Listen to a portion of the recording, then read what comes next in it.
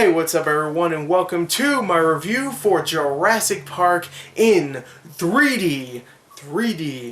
3D. And this is probably the first movie review, probably the first movie that I've seen and reviewed that was a re-release. And the other two were live-action ones, were Star Wars Episode 1, which in a way could be considered a cartoon, and Titanic, and there's been a bunch of Disney and Pixar films too. And this one I was really looking forward to because Jurassic Park is one of my favorites, first of all, one of my favorite movies of all time, and probably in the top 3 of my favorite Steven Spielberg films. So I was very much looking forward to seeing this once again.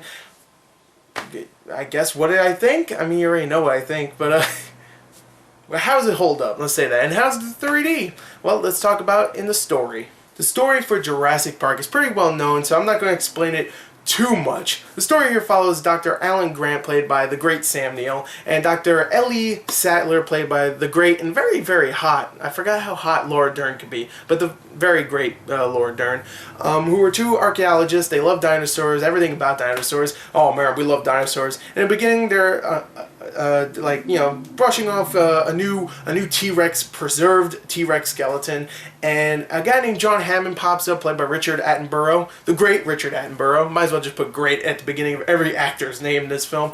But pretty much John Hammond lays it right on to them. Come to this island, help me do something, and I will pay for your dig for the next 3 years. And they say, of course, hell yeah. And of course, their minds are blown, especially when they find out that this island that he wants to turn into a theme park isn't a, you know, it's not just, you know, like animatronic dinosaurs. It's dinosaurs. Dinosaurs are just roaming the lands, and their minds are blown. Sam Neill, I think his head actually exploded, and for the rest of the movie they used an animatronic. I think every Sam Neill movie from now on, since Jurassic Park, animatronic. I think he's dead. I'm pretty sure his head just exploded. And while they do think this is an amazing feat for life, completely, I mean, dinosaurs are back, they also think it's extremely dangerous, especially another character who, of course, is played by Jeff Goldblum, Ian Malcolm. Ooh, such a good character. And it's, I love Jeff Goldblum. And of course, they just think it's dangerous to have these dinosaurs, and of course, they're right. Guess what happens? The electric goes out on all the fences that keep the dinosaurs in their preserves, and a bunch of them break out, and of course, pandemonium just roams free. It's just everybody's dying. So, I mean, do I really need to explain much else about the plot of Jurassic Park? You know what it is, and really what I explained was pretty simple. You understand what the plot is, even if you've never seen Jurassic Park. And if you've never seen Jurassic Park, stop watching this review and go see it right now, because it is one of the best movies I've ever seen in my life. Just the sheer amount of adventure and the amazing special effects, which definitely hold up to this day. It's been 20 years, and they hold up perfectly. And also the characters and the writing. I think this is a very funny, very intelligent movie at times, and I really love the characters. First of all, Jeff Goldblum is amazing, such a memorable character. And obviously Steven Spielberg and the audiences thought that, because in the sequel, he's the only one that came back. He's the only character that actually came back. Well, actually, not really, but whatever. Anyway, he's amazing in this film. Sam Neill, I love him as a main actor, like a main lead. I thought he was great in this film as Alan Grant. He is a very memorable character, really love him. The two kids in the film, who play, of course, Lex and Tim, I thought they were great in the film, even though, you know, many people hate kids in films. I think they're really good, very, very likable kids in the film. They did a damn good job. Of course, Laura Dern, who I said is hot, I'm sorry, she is. She's hot in this film, and she is great also. She's very likable. Everybody's likable. The characters are just so much fun. Very well written, in my opinion, and it's very funny at times. And even though there is a couple of shots with the CG and it doesn't look all that amazing, it definitely has aged.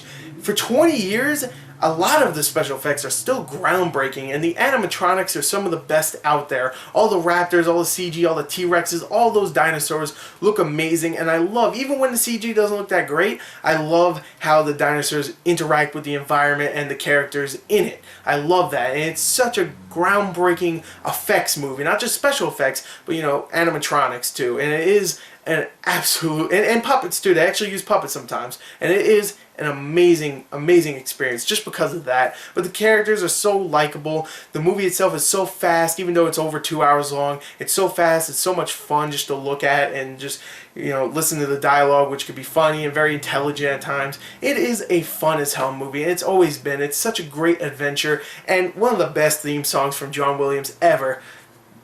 So good. At that end always kind of tears me up sometimes with that amazing music, just them, you know, watching the, I guess what, the pelicans, not the pelicans, just the birds fly around and stuff, you know, just come. Oh, I love that theme song.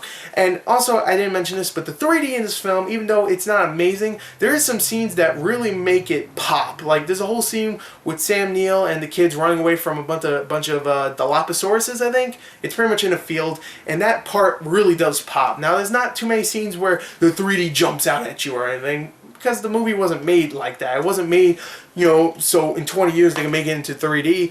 But what they did with it, they did a pretty damn good job. So if you're going to pay extra money for the 3D, might as well, you know, go ahead. But if you want to see it in 2D, it's definitely a great experience to see again in the theater. And like me, I never saw it in theaters because I was too young to see it. So definitely go check it out again. Jurassic Park. That guy's going to go see it. That guy's rushing out right now. He saw my review. It's not even up yet. And I just love Jurassic Park. It is one of my favorite films of all time. I give it a 40 out of a 40. Thank you. Definitely go check it out. Goodbye.